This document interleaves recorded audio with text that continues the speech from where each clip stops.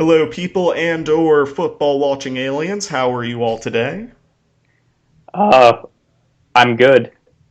Awesome. My name is Alec, My name is Alex. and today we're talking about football, more specifically, who you should pick up for your fantasy team after week one.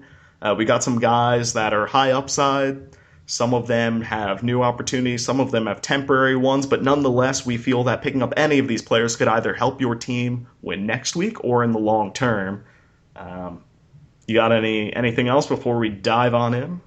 Yeah, Walrus. Here's an interesting thing. So statues in Egypt of the pharaohs, Mm-hmm. the heads of those statues are extremely small. You want to know why?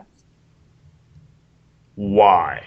Because Enlighten me. yeah, but okay, well, because each statue basically was built for one pharaoh, and then every successive pharaoh would have the face sanded off that statue and his face carved onto the face of the statue. So they end up really small. That's the idea. What about the first guy though? He's just forgotten.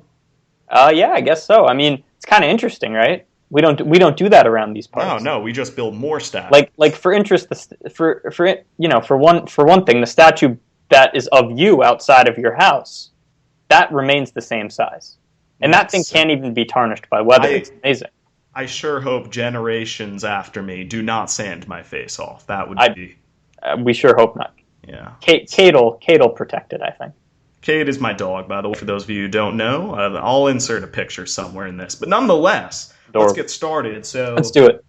looking at the Cleveland Browns, and it's not often we talk about the Cleveland Browns, especially in the post Josh Gordon awesomeness days. Mm. But something came out of this weekend other than injuries, which is that Terrence West and also his counterpart, what was the other running backs? Isaiah Crowell. Isaiah Crowell, exactly. They came out after Bente was injured and both performed quite well.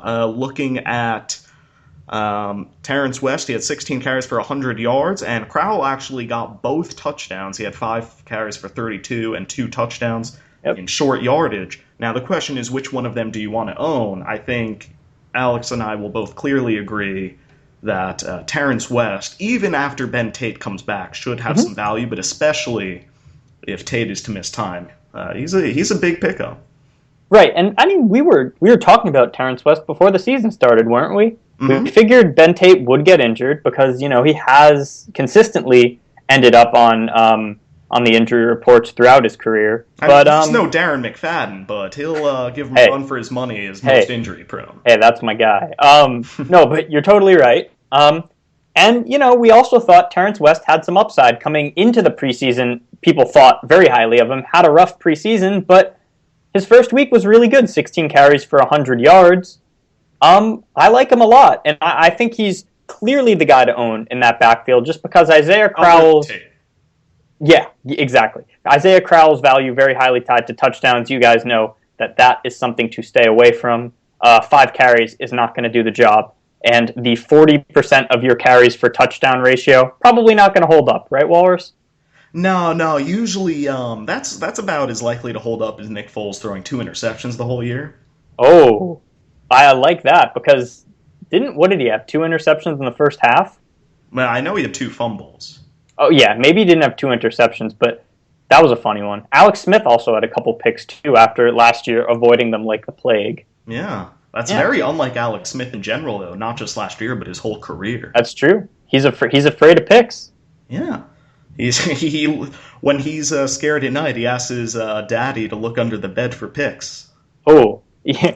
I like the suggestion that Alex Smith still lives with his parents because I'm almost positive that's true. Anyway, so the one thing I will say about Terrence West that does leave me slightly cautious, Yeah, go for it. although I do think you should pick him up, especially if you have a weak running back depth on your team, is that the Steelers don't have an elite defense. These are likely not numbers he's going to replicate on a week-to-week basis, even with Tate out.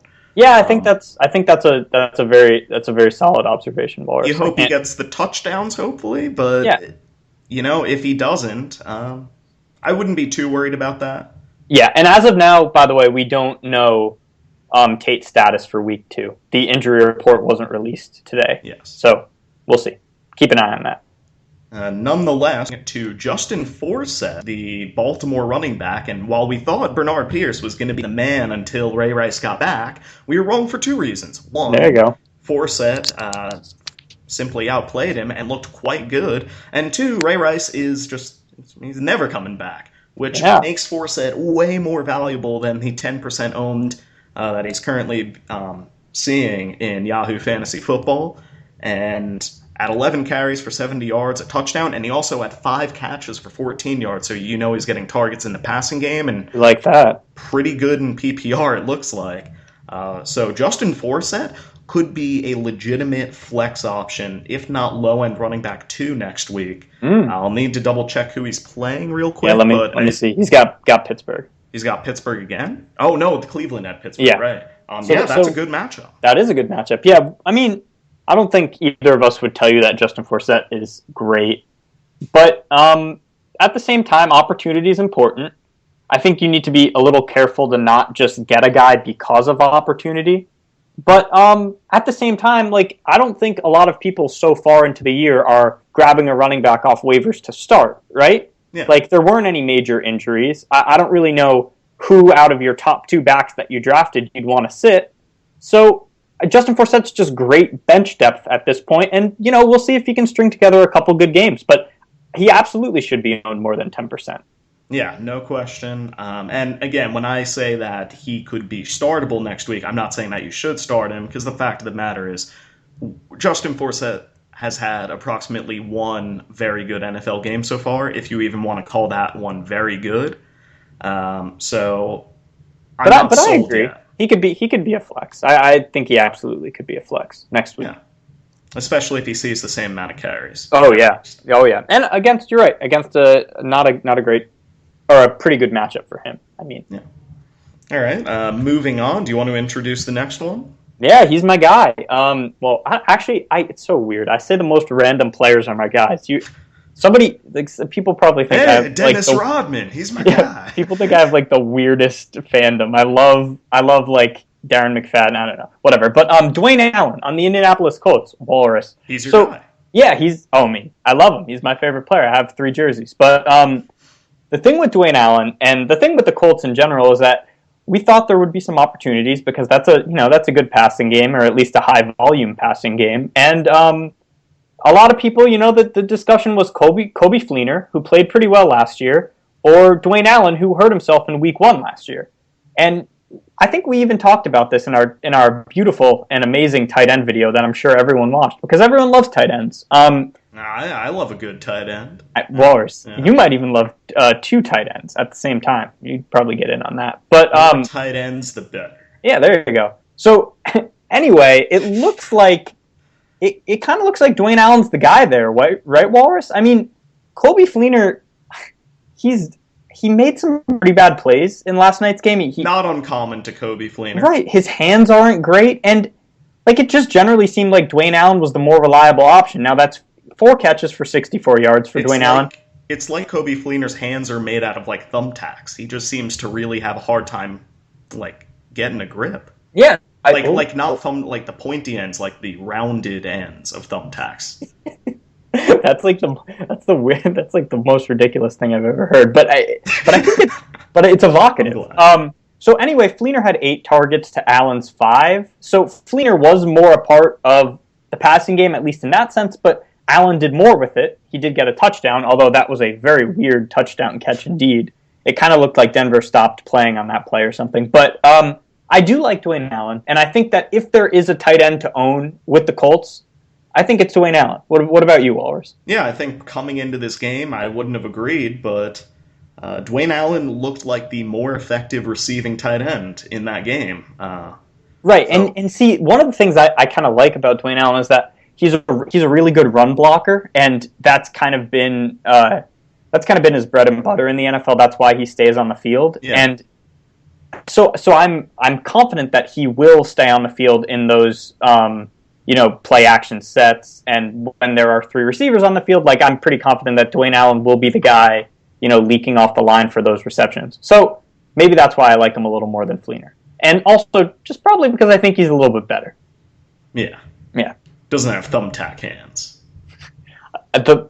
Just clarify, it's not the pointy part that would No, that would pop make the it easy football. because then he'd just Yeah. snag it and it would hook on. It's a very interesting conversation. All right. Not Yeah. one you usually have. I mean, we love him. He's my favorite player beside Darren McFadden and I don't know some other guy. Eli Some other. Manning. I love it, dude. Are you watching the Giants game? We're No, recording this as I'm recording this video with you. I have the TV on mute in the background. Eli Manning already copious Manning faces. So many Manning faces in one game. I have a whole scrapbook full of them. I'll be Giants- sure to add to it. Giants had a touchdown pass to a tight end that I have literally never heard of. I thought he was on the other team. When you heard the name, you're like, "Whoa!" Yeah, no, I got the update on my phone, and I didn't know what team it was for. Oh man! Oh, always the amazing best. Manning face as we speak. Eli looks. How many tired Coughlin and- faces? Oh, the turtle face. Yeah. I mean, well, Wallace, and I guess that kind of does it for us, right? I mean, we like Carlos Hyde a little bit, but his ownership is over 50%, and like Greg Frank Gore Jennings played well is- too, right? I mean, Frank Gore played well. Like, I don't know how many more clear pickups there are. I know Alan Greg Hearns. Jennings. Yeah, Greg Jennings. I do like Greg Jennings. They look. He's not owned in your league. Yeah. Greg Jennings is a legit wide receiver 4 going forward. Oh yeah, if not a little better for sure. And Yeah. what do you think about Alan Hearns? Just to, I guess, get that storyline out of the way. Had a really big. Yeah, I mean, he was playing in a Jaguars offense with Cecil Shorts not in, so I honestly can't assess him. It's not like Cecil is going to miss more time by our knowledge. Yeah. So I think that was kind of a one-game deal. If Cecil Shorts does miss more time, God forbid, Yeah. pour one out for Cecil if that's the case. Right. For sure. I mean, Then maybe we'll talk about him. right. The thing is, Hearns was playing Shorts' position, so like Hearns wouldn't replace Marquise Lee on the other side of the formation. So I really don't think there's a ton of future in Alan Hearns. Also, considering his first 2 catches were touchdown catches, he had 4 catches total, and none of them were in the second half. Like, Yep. I think he's down the rookie receiver hierarchy behind Kelvin Benjamin, behind Brandon Cooks. By the way, Brandon Cooks, 2 thumbs up. Brent, wow. I sat him in all leagues. I own him in 2 different leagues, sat him in both. Feeling stupid. I ended up starting him ahead of Mike Evans, which I didn't think I was going to do, and thank God I did. Yeah, no, we'll talk about Brandon Cooks going forward, but that's about it for this video. Thank you all for listening in. Leave comments if you have any questions or responses to what you heard in this video. Like us on Facebook for updates throughout the week.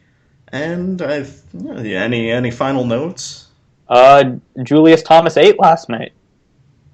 He ate like a champion. Mm. Yum. Good night, everyone. See you later.